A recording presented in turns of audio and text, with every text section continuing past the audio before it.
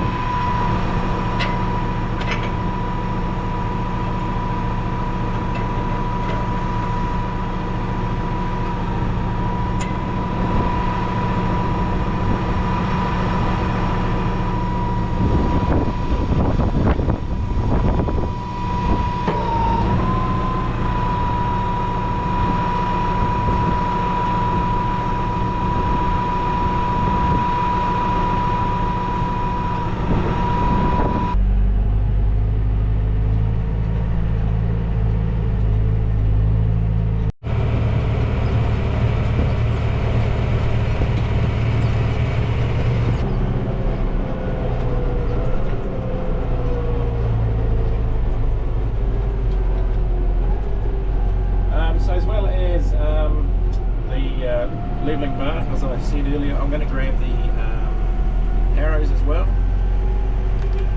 and that'll just help spread some of the dirt and stuff out, and also obviously harrowing is great this time of the year for spreading all the cows' dung out. It spreads it around the paddock a bit and helps paddocks recover a bit faster. That fertility is spread around.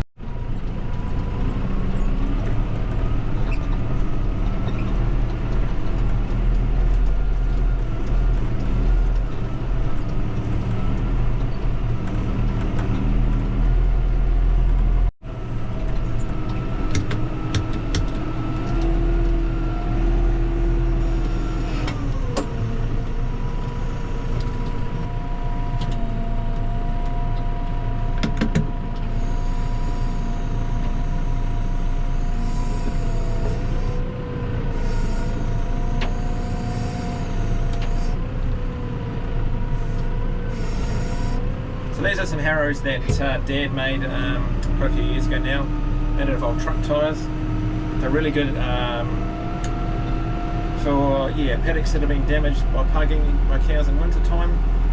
So they'll kind of do the job of harrowing a paddock and rolling a paddock at the same time. So if you've kind of got, takes the right kind of conditions, but if you've got paddocks that have been pugged, still got a bit of moisture in them, but not too wet, these do a really good job at leveling the paddock out, spreading the cow dung around, and try and get rid of some of that roughness, so that for the rest of the year it's not so rough and bumpy and hard on equipment.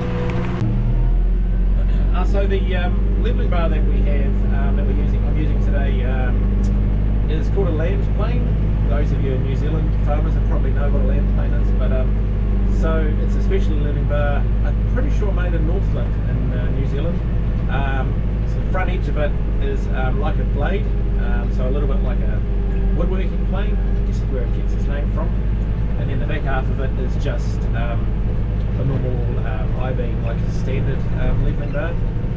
It does a really great job of, you're driving along contouring paddocks, that sort of thing, slicing off high spots, so it'll sort of slice off a high bit, drop it into a low spot, so if you're regrassing a paddock and that sort of thing.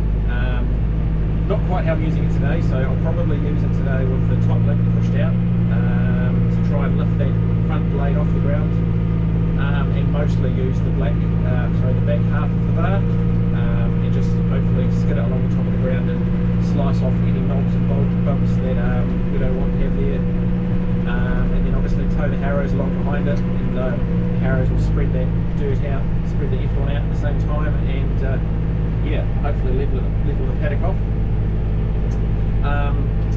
So I'm not sure if I mentioned it in the earlier videos about the Tow and Fert or not, but something we're wanting to get into, I actually just bought some seed for it the other day actually, is so getting some more diverse species into our pastures. And one way you can do that really well with a Tow and Fert is so seeds a bit like for plants like chicory, plantain, clovers, and that sort of thing, you can actually put in the Tow and Fert. So when you spread your fertiliser mix, you put it in the Tow and Fert. I think normally with something like lime flour, so the lime flour will keep it in suspension so that the seed doesn't all settle out. So you can actually spray that seed onto the paddocks. So I was thinking, lying in bed last night thinking about doing this job, and I think this would actually be an ideal paddock to trial it, because it's probably going to have a little bit of exposed soil from knocking all these lumps and bumps off today, so that'll be perfect. I think anywhere that the plantain, chicory or clover seed lands, hopefully we should have a good germination. So yeah, I will make a video of that in the future when I get a chance, and we'll see how that goes.